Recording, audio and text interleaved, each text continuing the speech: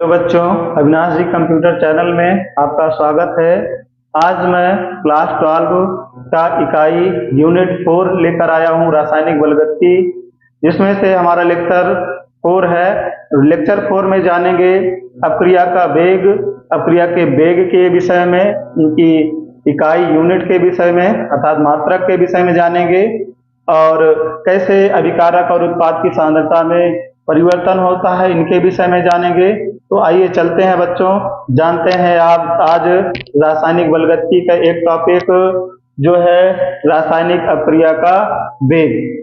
तो बच्चों देखिए, रासायनिक अपक्रिया के वेग में अपक्रिया हम ले रहे हैं कि एक अपक्रिया है आर, जो बनाती है क्या है, उत्पाद यानी पी यानी प्रोडक्ट में कन्वर्ट हो जाती है, बदल जाती है। तो बच्चों यहाँ देखिएगा, जैसे हम कोई पदार्थ को मिलाए तो उस समय पदार्थ की सांद्रता एक यानी पदार्थ की सांद्रता में कोई परिवर्तन नहीं हुआ था, लेकिन जैसे ही कुछ समय बीता पदार्थ की सांद्रता में परिवर्तन होना शुरू हो गया। तो यहाँ बच्चों देखिए, T1 बराबर 0 सेकेंड जब था, अर्थात जब पदार्थ को तुरंत मिलाया गया उस समय उसकी सांद्रता, पदार्थ की सांद्रता क्या थी, ए थी। लेकिन जैसे ही कुछ समय बीता, ध्यान समझिएगा बच्चों, लेकिन जैसे ही 1 सेकेंड का समय लगा अभिकारक की सांद्रता में तुरंत परिवर्तन होना शुरू हो गया। यानी पहले अभिकारक की सांद्रता ए थी, लेकिन जैसे ही कुछ समय बीता अभिकारक की सांद्रता में परिवर्तन होना शुरू हो गया। अभिकारक की सांद्रता क्या होगी, ए माइनस एक्स। यक्स क्या है, अभिकारक की सांद्रता में होने वाला परिवर्तन है। और जैसे जैसे अभिकारक घटता जाएगा बच्चों, वैसे वैसे उत्पाद की सांद्रता बढ़ती जाएगी। यानी जब अभिकारक की सांद्रता ए थी तो उत्पाद की सांद्रता 0 थी, यानी अभिकारक उत्पाद में परिवर्तित नहीं हुआ था, तो उस समय उत्पाद की सांद्रता क्या थी, 0 थी। लेकिन जैसे ही t बराबर 1 सेकेंड लगा, वैसे ही उत्पाद की सांद्रता में परिवर्तन होना शुरू हो गया, अर्थात उसमें बढ़ोतरी होना शुरू हो गया। तो बच्चों जानेंगे, यहाँ 1 सेकेंड में परिवर्तन हो रहा है, तो यहाँ जानेंगे अपक्रिया के वेग की परिभाषा। अपक्रिया की वेग की परिभाषा या सूत्र क्या है, अपक्रिया का वेग बराबर होता है अभिकारक या उत्पाद की सांद्रता में परिवर्तन और बटे उनके बीच लगा समय, अर्थात अभिकारक और उत्पाद दोनों की सांद्रता में परिवर्तन हो रहा है। यानी कि अभिकारक घट रहा है तो उत्पाद बढ़ रहा है, दोनों की सांद्रता में परिवर्तन हो रहा है। तो यहां से सूत्र बन जाएगा कि अपक्रिया का वेग बराबर होता है अभिकारक या उत्पाद की सांद्रता में परिवर्तन बटे उनके बीच प्रयुक्त समय। यहां से 1 सेकेंड में परिवर्तन हो रहा है, तो यहां से हम परिभाषा जानेंगे कि अपक्रिया के वेग की परिभाषा क्या होती है। एकांक समय में, यानी प्रति इकाई समय में, यानी एकांक समय में अभिक्रिया के, अभिक्रिया मतलब आर जो उत्पाद में कन्वर्ट हो रहा है, आर का मतलब रिएक्टेंट होता है, पी का मतलब प्रोडक्ट होता है, यानी अभिकारक उत्पाद में परिवर्तित हो रहा है। तो वहां से परिभाषा बनती है कि एकांक समय में अभिक्रिया के अभिकारक यानी आर या उत्पाद अर्थात पी की सांद्रता, सांद्रता का मतलब पहले सांद्रता ए थी, में होने वाले परिवर्तन दर को, अर्थात उसकी सांद्रता ए माइनस एक्स हो गई, ये क्या हो गई, एक्स हो गई, कि परिवर्तन दर को रासायनिक अपक्रिया का वेग या दर कहते हैं। यानी कि एकांक समय में अभिक्रिया के अभिकारक यानी दोनों में परिवर्तन होगा, अभिकारक में भी होगा और उत्पाद में होगा। अभिकारक घटेगा तो उत्पाद बढ़ेगा, तो वहां से परिभाषा बनती है कि एकांक समय में अपक्रिया के अभिकारक या उत्पाद की सांद्रता में होने वाले परिवर्तन दर को रासायनिक अपक्रिया का वेग या दर कहते हैं। तो बच्चों जानेंगे, इंपॉर्टेंट पॉइंट है क्लास 12 के लेवल से, यानी यूपी बोर्ड के हिसाब से बहुत इंपॉर्टेंट टॉपिक है।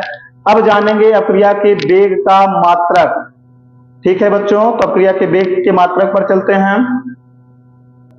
बच्चों अपक्रिया के वेग के मात्रक को देखते हैं क्या होता है। तो अपक्रिया वेग का मात्रक, अपक्रिया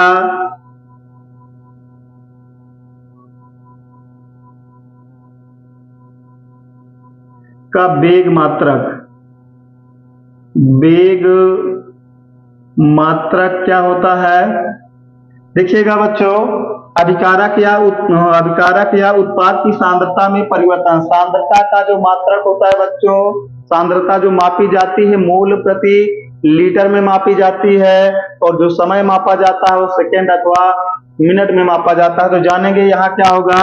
प्रक्रिया का जो वेग मात्रक होगा वो होगा मोल लीटर इनवर्स या mole litre inverse second inverse या mole litre inverse minute inverse होता है, मिनट इनवर्स होता है। बच्चों जानेंगे कि जब पदार्थ गैसीय अवस्था में होता है तब अप्रिया का वेग मात्रक बदल जाता है। वेग मात्रक यानी गैसीय अवस्था में अप्रिया का वेग मात्रक वायुमंडल सेकेंड इनवर्स या वायुमंडल मिनट इनवर्स होता है। तो जानेंगे बच्चों, जब पदार्थ गैसीय अवस्था में होता है, गैसीय अवस्था में हो तब इसका मात्रक होता है, तब अप्रिया वेग का मात्रक वायुमंडल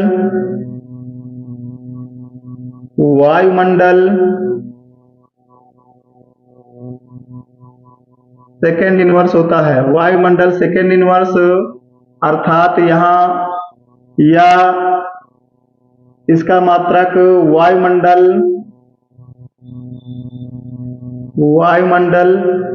मिनट इनवर्स होता है, वायुमंडल मिनट इनवर्स होता है। बच्चों ध्यान पूर्वक समझिएगा, अप्रिया के दो मात्रक होते हैं। साधारण मात्रक जो होता है mole litre inverse second inverse या mole litre inverse minute inverse होता है, लेकिन जब पदार्थ गैसीय अवस्था में हो तो अप्रिया वेग का मात्रक बदल जाता है। इसका मात्रक वायुमंडल सेकेंड इनवर्स या वायुमंडल मिनट इनवर्स होता है। अब जानेंगे पूरे रासायनिक बलगति में अप्रिया के वेग को दो भागों में बांटा गया है।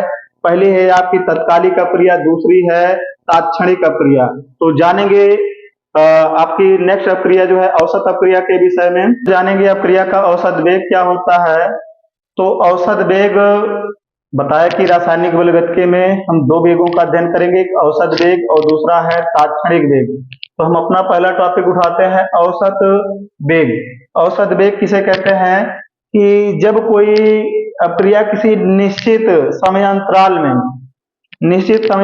में उत्पाद में परिवर्तित हो जाती है तो उसको हम बोलते हैं औसत वेग या औसत दर। जानेंगे किसी निश्चित समयांतराल में अभिकारक या उत्पाद की सांद्रता में होने वाले परिवर्तन को अप्रिया का औसत वेग या दर कहते हैं।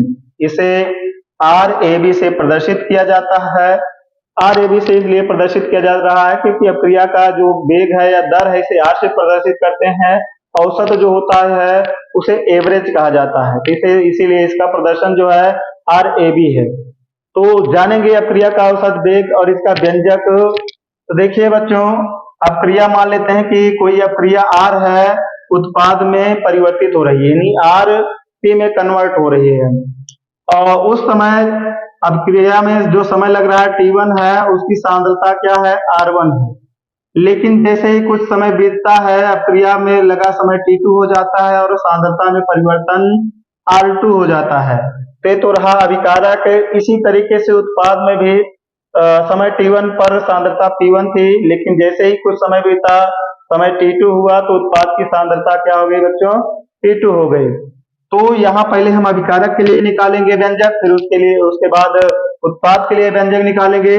तो अभिकारक की सांद्रता में जो परिवर्तन है, देखिए परिवर्तन का मतलब है जो लास्ट वाली अवस्था है पहली अवस्था को जब घटा देंगे तो उसका परिवर्तन निकलेगा। तो परिवर्तन बराबर हो गया क्या, R2 माइनस R1। ये माइनस चिन्ह प्रदर्शित करता है कि अभिकारक की सांद्रता घट रही है। तो यहाँ परिवर्तन को डेल्टा आर से प्रदर्शित करते हैं, तो डेल्टा आर बराबर -R2 -R1 सूत्र बना। ये तो रहा सांद्रता में परिवर्तन। इसी तरीके से जब हम समय में परिवर्तन निकालेंगे तो यहाँ डेल्टा टी बराबर हो जाएगा क्या, T2 -T1। तो आर एवरेज, जब इसके लिए आर एवरेज का व्यंजक निकालेंगे तो R average R A B बराबर हो जाएगा minus delta R upon delta T. ये तो रहा अभिकारक के लिए व्यंजक। सेम इसी तरीके से हम उत्पाद के लिए व्यंजक निकालेंगे। तो उत्पाद के लिए व्यंजक, उत्पाद की सांद्रता में परिवर्तन क्या हो जाएगा, अंतिम वाली सांद्रता से प्रारंभिक वाली सांद्रता को घटा देंगे। तो यहाँ हो गया P2 -P1। प्लस चिन्ह यहाँ प्रदर्शित करता है कि उत्पाद की सांद्रता बढ़ रही है। इसे इनके बीच लगा समय अंतराल निकालेंगे तो डेल्टा टी बराबर हो जाएगा T2 -T1। जब इसका व्यंजक निकालेंगे तो आर ए बी बराबर प्लस डेल्टा पी अपान डेल्टा टी हो जाएगा। जानेंगे अब अक्रिया का, जब अक्रिया का रस समीकरण गुणांक, रस समीकरण मितीय गुणांक दिया हो, जानेंगे जब अक्रिया का रस समीकरण मितीय गुणांक दिया हो तब अक्रिया का औसत वेग क्या आता है। तो चलते हैं बच्चों, जानेंगे जब रस समीकरण मितीय गुणांक दिया हो, अक्रिया का रस समीकरण मितीय गुणांक दिया हो तब अक्रिया का औसत वेग के लिए व्यंजक निकालते हैं। जानेंगे जब रस समीकरण मितीय गुणांक दिया हो तब अक्रिया का औसत वेग, मान लेते हैं कि अक्रिया N1A plus N2B M1C plus M2D है, जहां N1 N2 M1 M2 यानी N1 N2 अभिकारक का रस समीकरण मितीय गुणांक है, M1 M2 उत्पाद का रस समीकरण मितीय गुणांक है, और A B जो है अभिकारक की सांद्रता है और C D जो क्या है उत्पाद की सांद्रता है। अभिकारक A का औसत वेग जब निकालेंगे तो अभिकारक A का जो रस समीकरण मितीय गुणांक है उसमें क्या करेंगे, भाग करेंगे। तो इसके लिए जब व्यंजक निकालेंगे तो -1 अपान N1 delta A upon delta T हो जाएगा। इसी तरीके से जब B के लिए निकालेंगे तो -1 अपान N2 डेल्टा B अपान डेल्टा T हो जाएगा। अब चलते हैं उत्पाद के लिए। तो रहा अभिकारक के लिए, जब उत्पाद के लिए निकालेंगे तो उत्पाद C का औसत वेग बराबर हो जाएगा +1 अपान M1 डेल्टा C अपान डेल्टा T, और D के लिए जब निकालेंगे तो +1 अपान M2 डेल्टा D अपान डेल्टा T बच्चों हो जाएगा। तो जानेंगे कि औसत वेग के आधार पर न्यूमेरिकल्स को कैसे सॉल्व किया जाता है। न्यूमेरिकल सॉल्व करते हैं बच्चों। अब औसत वेग पर न्यूमेरिकल्स को देखते हैं। अक्रिया A उत्पाद में परिवर्तित हो रही है, जिसमें A का सांद्रण 10 मिनट में 0.5 मोल लीटर इनवर्स से घटकर 0.4 मोल लीटर इनवर्स रह जाता है। इस समय अंतराल के लिए अक्रिया के औसत वेग की गणना कीजिए। तो बच्चों इसमें सांद्रता दिया है और समय अंतराल दिया है, तो इसके आधार पर हम अक्रिया के औसत वेग की गणना करेंगे। अब क्या क्या दिया है जो वैल्यू लिख लेंगे।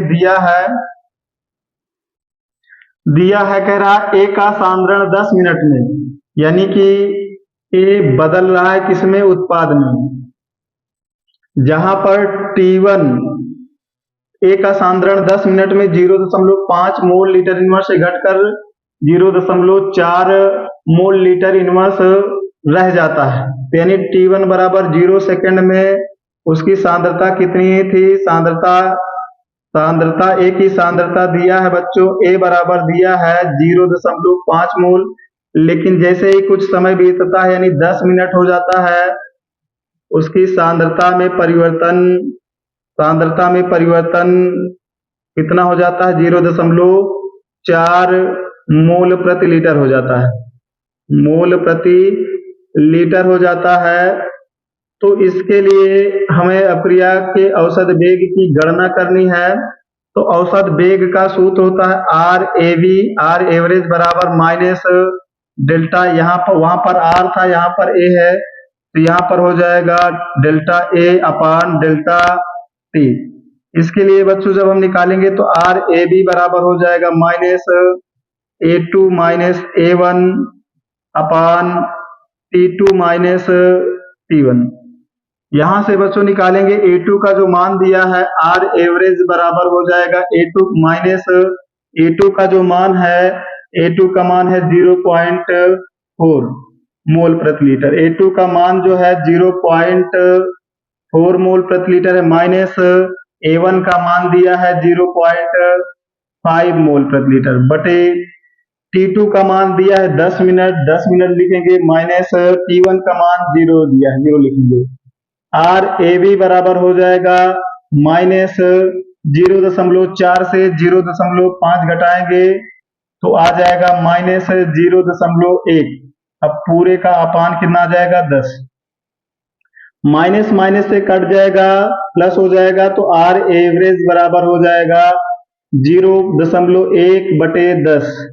10 को भाग करेंगे 0.1 में तो आर एवरेज बराबर आ जाएगा 0.01। एवरेज का मात्रक लिख लेंगे तो यहाँ हो जाएगा मात्रक लगाने पर मोल, लीटर इनवर्स और मिनट इनवर्स। तो ये रहा हमारा बच्चों इस सवाल का आंसर। सवाल बहुत इंपॉर्टेंट है बच्चों, इसको आप लिख लीजिए और स्क्रीनशॉट ले लीजिए। बच्चों आज के लिए बस इतना ही, आगे हम कल फिर मिलेंगे नेक्स्ट लेक्चर में। बस आज इतना ही, धन्यवाद।